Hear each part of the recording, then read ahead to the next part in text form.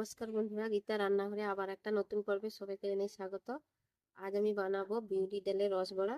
তো বিউলি ডালটা আমি নিয়েছি 100 গ্রাম মতো, দিয়ে ভিজিয়ে রেখেছি 4 ঘন্টা থেকে 5 ঘন্টা। ডালটাকে ভিজিয়ে রেখেছি, ভালো করে আগে ধুয়ে নিয়েছি, আবারও ধুয়ে নেব। জল দিয়ে ভালো করে ধুয়ে নেব।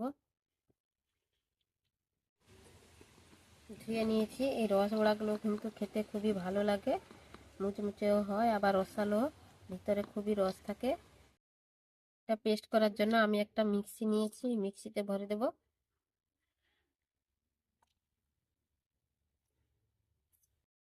একদম মিহি পেস্ট করতে হবে। অল্প একটু জল দিয়ে দেব, দিয়ে মিক্স করে দেখাচ্ছি।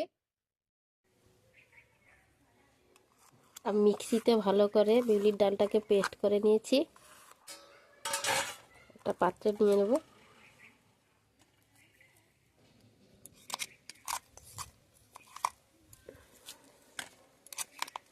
ধোয়া জলটা এখানে আমি দিয়ে দিলাম। এখানে আমি একটা এলাচ নিয়েছি, এলাচ দিয়ে দেব। হাফ চামচের মতো পানমৌরি নিয়েছি, দিয়ে দেব। পানমৌরি গুঁড়ো করে নিয়েছি। হাফ চামচের মতো চিনি নিয়েছি, দিয়ে দেব। স্বাদ মতো লবণ দিয়ে দেব।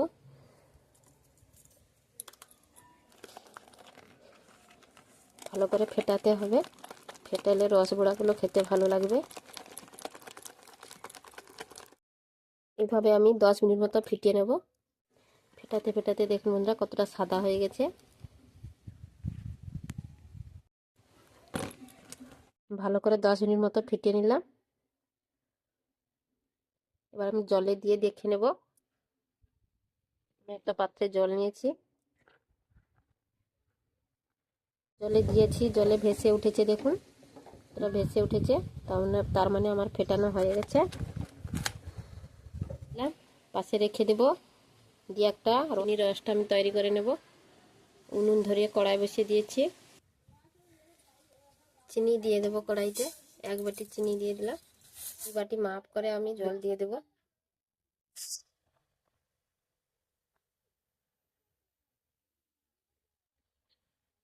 যতটা চিনি দেবেন তার ডবল জল দেবেন।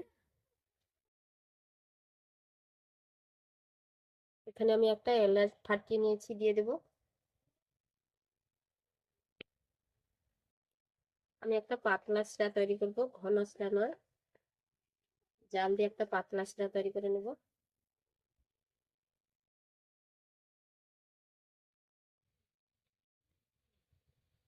শিরাটা আমার তৈরি হয়ে গেছে, ঢেলে নেব।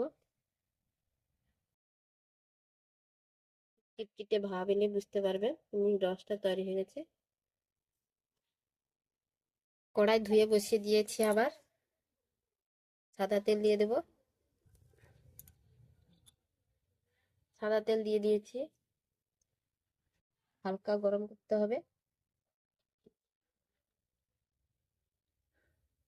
এবার আমি বড়াগুলো দিয়ে দেব, এইভাবে ছোট ছোট করে।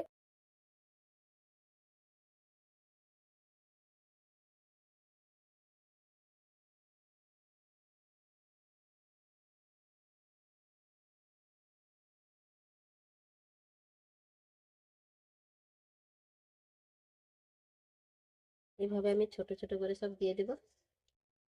সঙ্গে সঙ্গে উল্টাতে যাবেন না, তাহলে সব ভেঙে যাবে।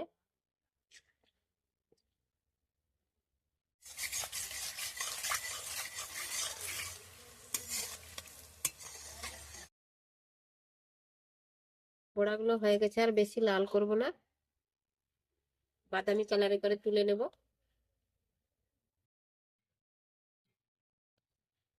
হয়ে গেছে আমার, তেল ছেড়ে সব তুলে নেব।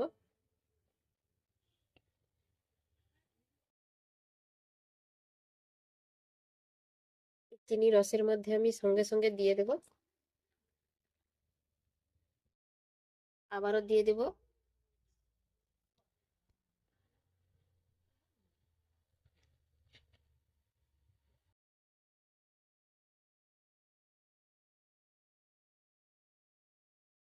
এইভাবে ফাঁকা ফাঁকা করে দিতে হবে, যেন গায়ে লেগে না যায়, লেগে গেলে সব ভেঙে যাবে। উনুনের তাপটা একদম কমিয়ে দেবেন, হালকা আঁচে এগুলো ভাজতে হবে, না হলে পুড়ে যাবে। আর সঙ্গে সঙ্গে কখনোই নাড়বেন না, তাহলে ভেঙে যাবে।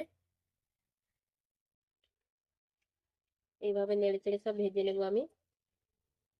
সে উঠবেন তখন উনুনের তাপটা একটু বাড়িয়ে দেবেন।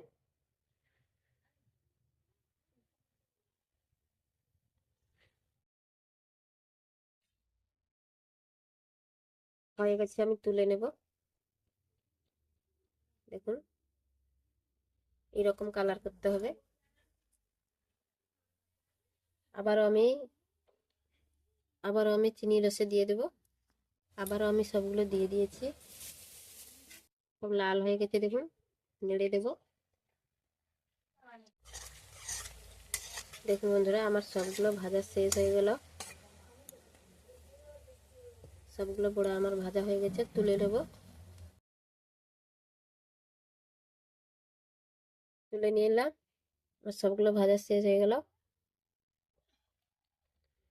আগে থেকে আমি যেগুলো দিয়ে দিয়েছিলাম সেগুলো তুলে নেব।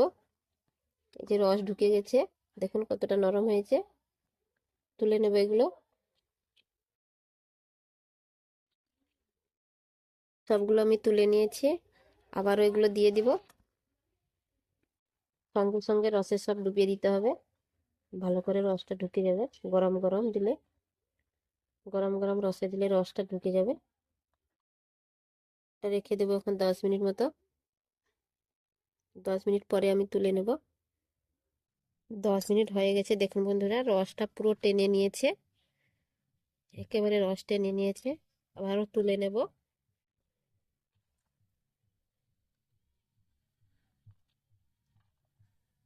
একটা বাটিতে আমি তুলে নিলাম সব।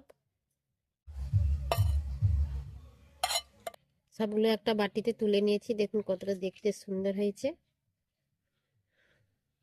রসে পুরো দেখুন টইটুম্বুর হয়ে গেছে। রসটা কতটা রস বেরোচ্ছে দেখুন।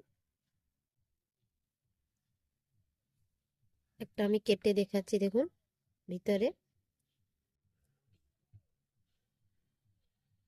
একদম নরম হয়ে গেছে। এগুলো খেতে খুবই ভালো লাগে, তো বাড়িতে একবার এইভাবে বানিয়ে দেখবেন। সবগুলো দেখুন রসে পুরো টইটুম্বুর, কতটা রস বেরোচ্ছে।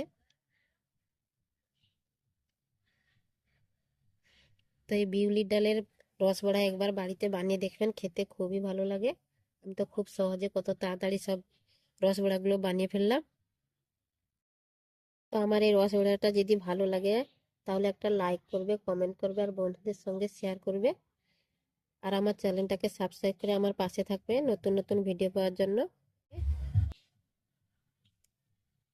এগুলো 2-3 দিন রেখে দিতে পারেন, রেখে খেতে পারেন, খুবই ভালো লাগবে। তো বন্ধুরা সবাই ভালো থাকবেন, সুস্থ থাকবেন। আবার দেখা হবে একটা নতুন ভিডিও।